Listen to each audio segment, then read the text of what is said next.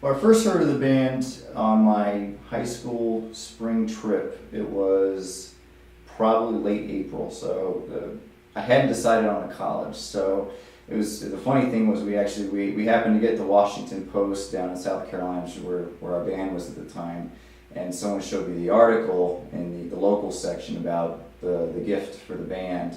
And they were starting a marching band, and that kind of did it for me. I got home from the band trip, told my parents, and put the deposit in the next day to go to school. And I got busy with emails. I emailed the music chair, emailed Mr. Littlepage, the athletic director, anybody that I could try to get in front of. So orientation, I was busy seeing all those people, just to put myself out there, let them know that there was help on the ground if they wanted it.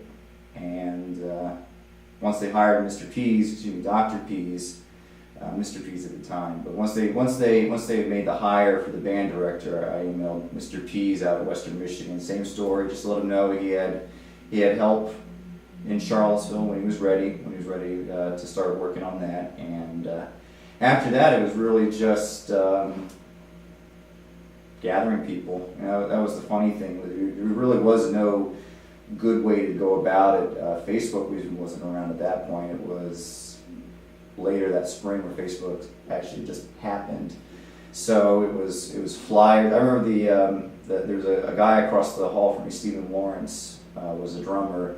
The guy next to me, David Brown, was a drummer. So there were three people in close proximity, and could talk about wanting to join the band.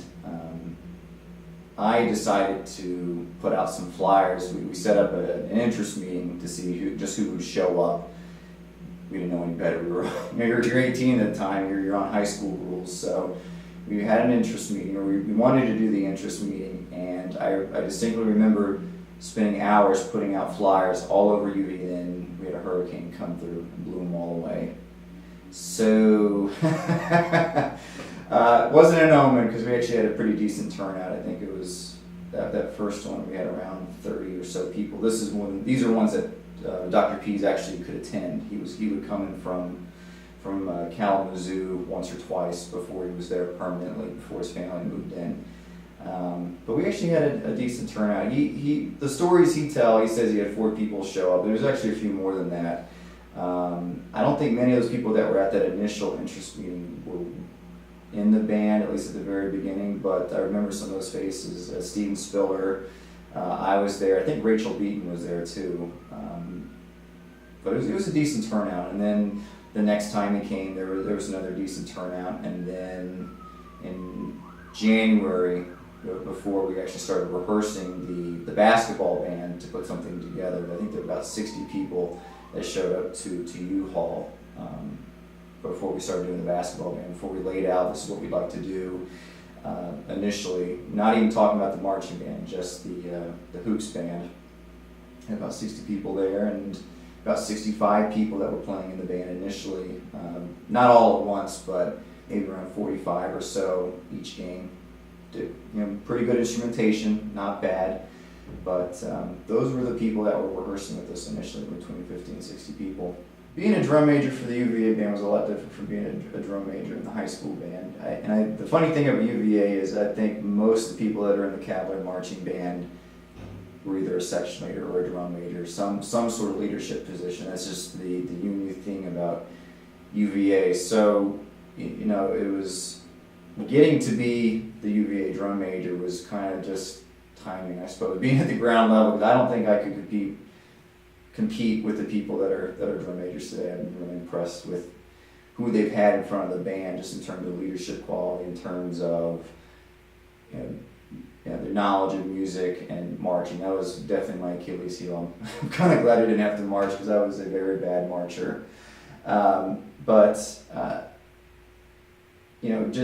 getting in front of Dr. Pease early, I think, just showed him that I could help get people together. I could organize people, and was not afraid to make the first move and get people moving. Wasn't always in the right direction, but I could get people moving, at least in one direction.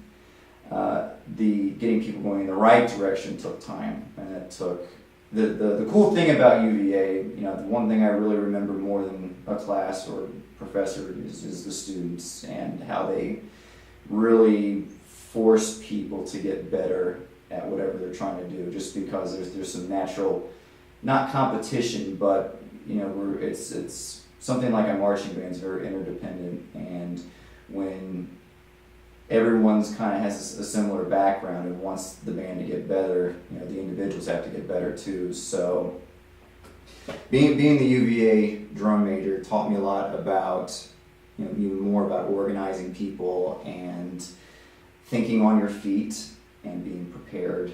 Certainly being prepared more than anything else, being prepared for about every situation, just because there was always something that came up.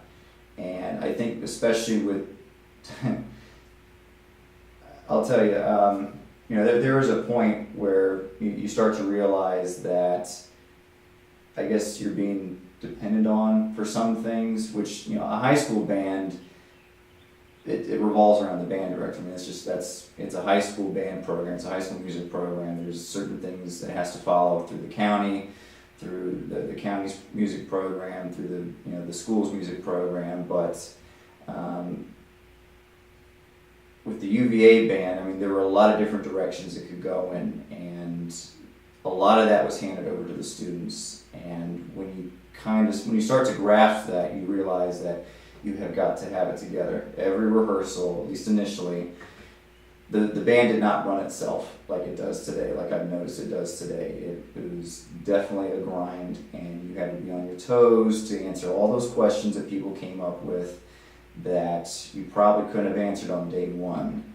I remember, just keeping people moving, I think was really important. And I think once you start to see Dr. Pease's intensity, you try to start to match that, and then you start to learn, these are the things that are expected of me. These are the things that not just Dr. Pease expects, but the band starts to expect of this drum major. So that was a major climb for me, just in terms of thinking on my feet and being ready. First year was with Logan. The next year was Dave Knight and Dave Hondula, and then my last year was Chris Jones and Brian Myers. Each year kind of had its own group dynamic. Logan and I were very much the wait and see, trying to figure things out, always running around duo. Of course, by the next year I was a pro, naturally. But with David Knight and David Hondula were both also high energy, and they're also much smarter than me, and much more organized than me. So it was really just keeping up with the two of them. Brian Myers in particular was a lot of fun to work with, just because he also brought a lot of energy. I certainly enjoyed working with all of them. I think you kind of have to learn the group chemistry on the fly. That's what band camp's for, because you're rooming together, and once you get through band camp, typically you know who covers what, or who you go to for a certain section. During the first year of the band, Logan Riddick always did the Who's News. I don't know if they still call it the Who's News, or they still do a newsletter during band, but that was Logan's baby. Me, it was more on the field. Pease being Pease, I think he would call it the Mark Times, which is what Western Michigan used. And we might have used that for about a day, and I think it was just, well, we need to come up with something for UVA, so Who's News? It was probably it was probably a decision that was made around 1 a.m. during band camp, and we had everything else set but the title, and it was whatever came to mind.